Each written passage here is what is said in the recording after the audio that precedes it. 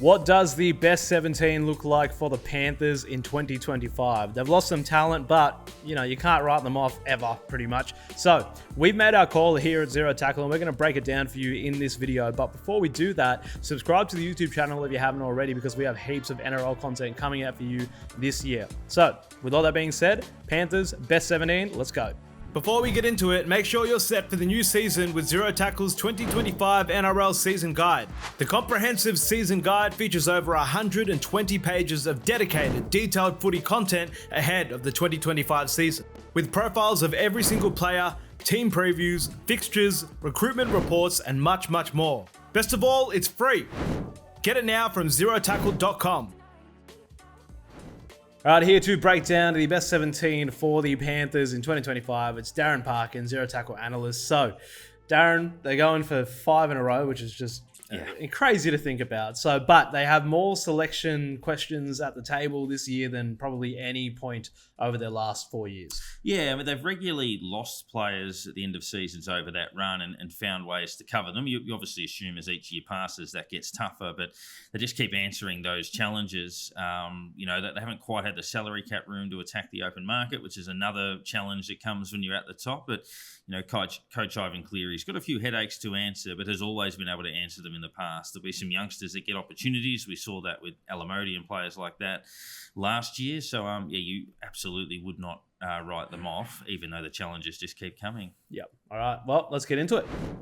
All right, so starting with the number one, no surprises here, Dylan Edwards. Yeah, has risen into the New South Wales Origin team, played a big role there, obviously been one of the cornerstones of their 4th straight premiership. Consistent, resolute, good under pressure, has all of the key attributes and will clearly take that mantle. Dane Laurie would probably be the first choice back up in that role, but Dylan Edwards, the man to catch. Yep. And then the wingers, Brian To'o and Casey McLean. Yeah, Brian To'o, that's the one constant from last year. The other is where they have to make one of the changes, having lost Turuva during the off-season, heading across to the Tigers. The McLean brothers are both going to battle for a spot, but I think Casey just ahead of Jesse in the pecking order at this stage. Jesse debuted first, but I think Casey's gone past. Yeah, it's an interesting battle there. So in the centres, Paul Alamodi and Isaac Targo. Yeah, and another one here. So Targo, been a bit of a stalwart through that magical run that they've had over the last few years. And Alamodi, one of the big surprise packets of last year. He started outside of the 17, and by the end of it was a key player in the premiership. And that's exactly what premiership teams need to do when they build dynasties. They find kids from within and develop on the run whilst they're still strong and bring them into that system. You'd expect the McLean brothers and Cole and a couple of others will push for games here too. Yep. And then Blaze Talagi and Nathan Cleary rounding out that halves combination.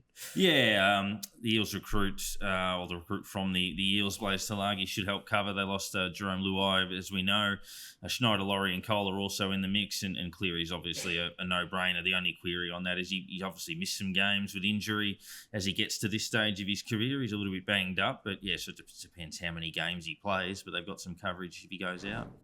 All right, looking at the forward pack, starting with the props, we have Moses Leota and Lindsay Smith. Yeah, Moses Leota steps into the Fisher-Harris shoes, which probably represents their most challenging loss of personnel. They've covered most of them pretty well. This is one that requires a little bit more thinking for them, but it gets first crack, and Lindsay Smith takes the other prop role, but obviously some increased responsibility on all of those forwards to deal with a bit of a reshuffling and a loss of a couple of players, but they're certainly capable. And obviously the lock, Saio, holds his own sort of steady position in there, but there's a chance that all of that might line up a little bit differently.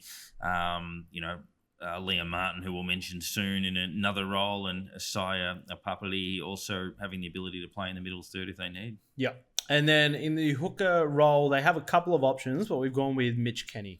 Yeah. As you say, those other options, Sonny Luke Summerton, impressed during 2024. They're fighting for the right to claim the first backup role. And I think that's what they are fighting for. Kenny will certainly earn the start, I would think. Yep. And then the second role is in Lee Martin and Sorensen. Yeah, Papali's recruiting makes that all very interesting, but we think that the role will start with Martin and Sorensen, on the fringe of New Zealand national selection for a lot of the recent times, been a very reliable player, hasn't done much wrong, and will get the opportunity in the second row. All right, and rounding out the best 17 with the interchange. So depth is a little bit of a concern, well, more than it has been in the past for them. But we've gone with Dane Laurie, Papali'i, Garner, and Liam Henry. Yeah, just spread a little bit thinner than what they would have had in the past. Laurie gets the utility spot ahead of Cole and Schneider and a couple of others.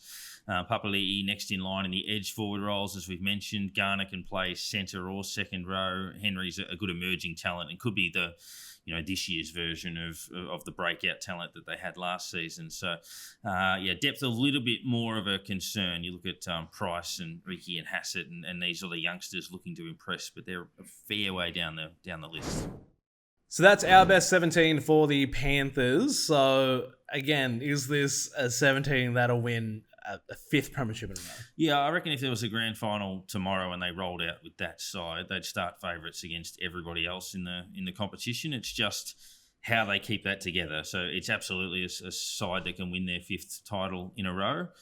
Probably just a little bit less margin for error than they're used to having in recent times, but they always find a way. Yep, absolutely.